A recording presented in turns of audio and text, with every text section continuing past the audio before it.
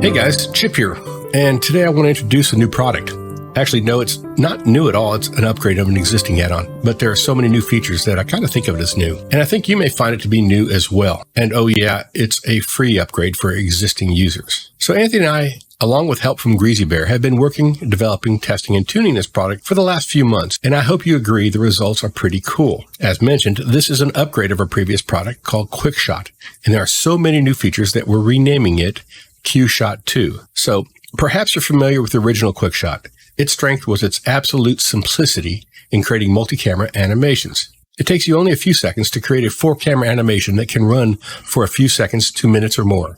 And of course, we've updated a couple things from the original QuickShot camera animation workflow, things that just make it work better. And the great new features we've added are something called drivers. So in Blender, using drivers, QSHOT2 can create mathematical expressions to control the animation of all sorts of properties and all sorts of objects. And the great thing about these drivers is there is no keyframing involved. Once you apply a driver to an object, it will continue animating until you tell the driver to stop. Not to mention, you do not need to know any math at all. We also added a camera shake driver, which you can easily adjust to add as much or little shake as you like to your Blender QuickShot scene. So let's show you what we're talking about. Here are a few animations that were created very quickly using the new QSHOT2 and its new drivers features. So one of the challenges in creating add-ons is to provide a simple and easy to use interface so that users can get what they need done quickly without having to spend much time learning. These concepts help form QSHOT2 as an easy to use push button animation system that helps you to create animations extremely fast. It's targeted at folks who want to very quickly create product advertisements, explanatory videos,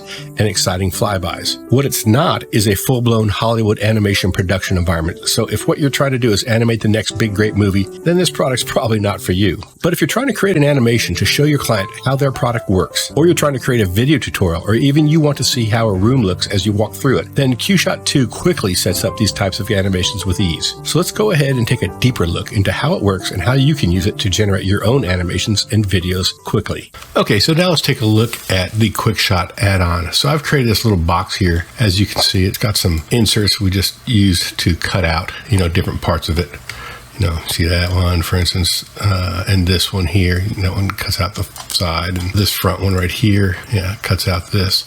So you get the idea of what it does. So let's put it all back. What I want to do is I'm going to animate these things going out. And the other thing I want to do is I want to animate this little dial spinning around. So let's talk about how we would do that. Okay, so first I'm going to go into QuickShot2. And one of the things about QuickShot, when I do this, you'll see it's all kind of cramped. You kind of have to expand it out a little bit because it needs this extra room. And the first thing I'll do is I'm just add a shot like we've done in the previous. So you can see that there's the camera. And if I go into my view menu, I can say, give me a camera to view. So that way I can move this around to where I want it. Something like maybe like that should be pretty good right there. So let's go like there, and let's go back to QuickShot, and let's go ahead and hit the control key and mark the in for this and the in out for this. So now we have 100 frames. If I hit the space bar, you'll see it goes from 0 to 100 and back. Nothing's going on because the in and the out are set exactly the same. Let's go to frame 0, and with this little object selected, the little dial selected, I'm going to press this add driver button. And with that, I've got a rotation Z.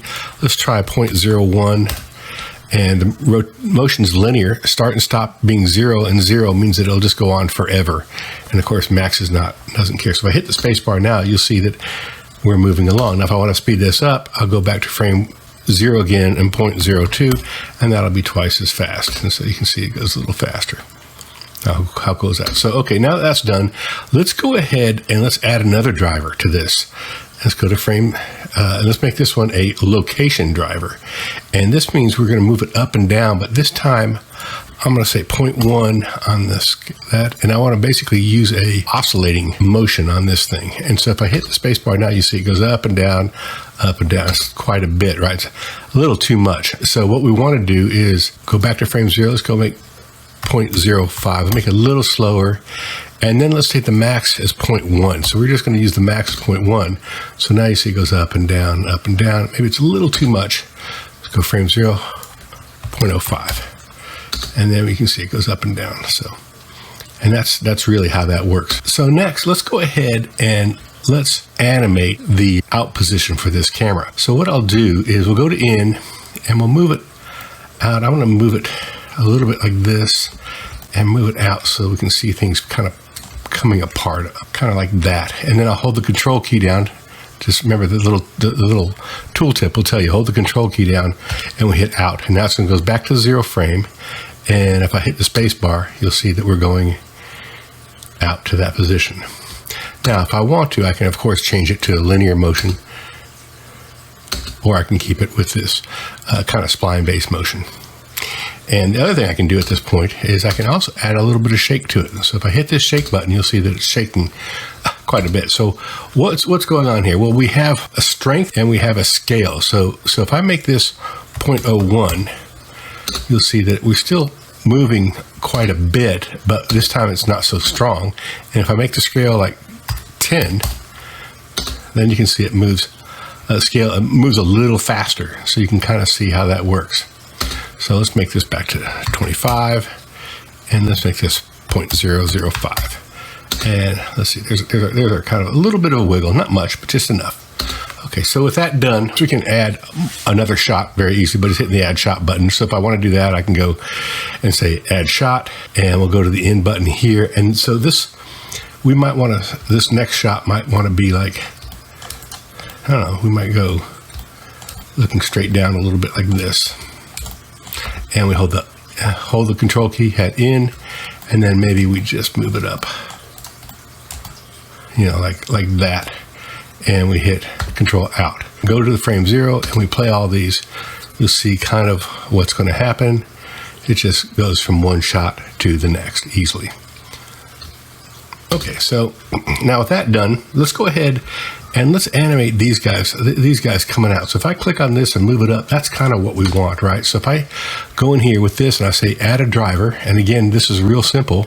We're going to go to frame 0 with this driver, and we want to basically say the speed, we're going to say 0.1, and we're going to make it a location driver. On the Z-axis, we're going to move it out.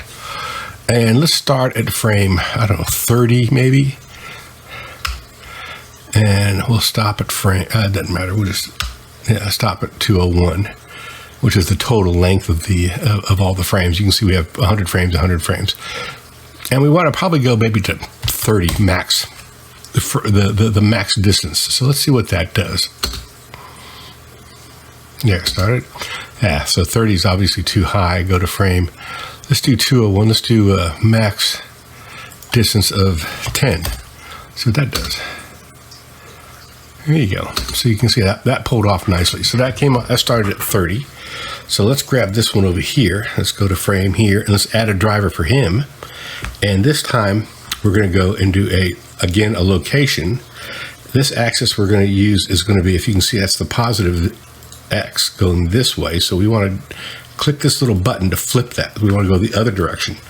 And we'll go again 0.1 on the speed, and instead of 30, let's start at 30 again here and see what happens here. Max 10. Let's see what happens when we do this.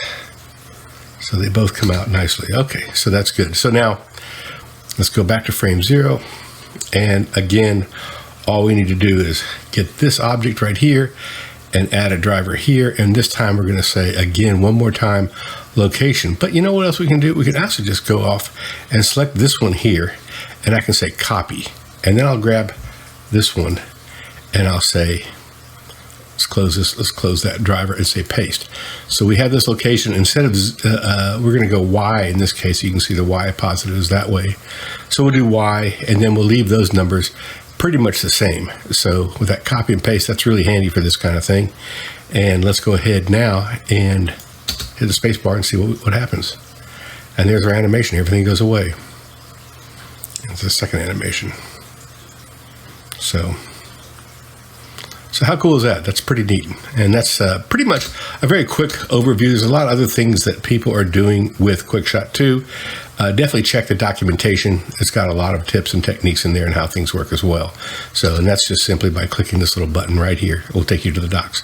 So thanks for watching. And as you know, you can pick these things up on Blender Market or Gumroad.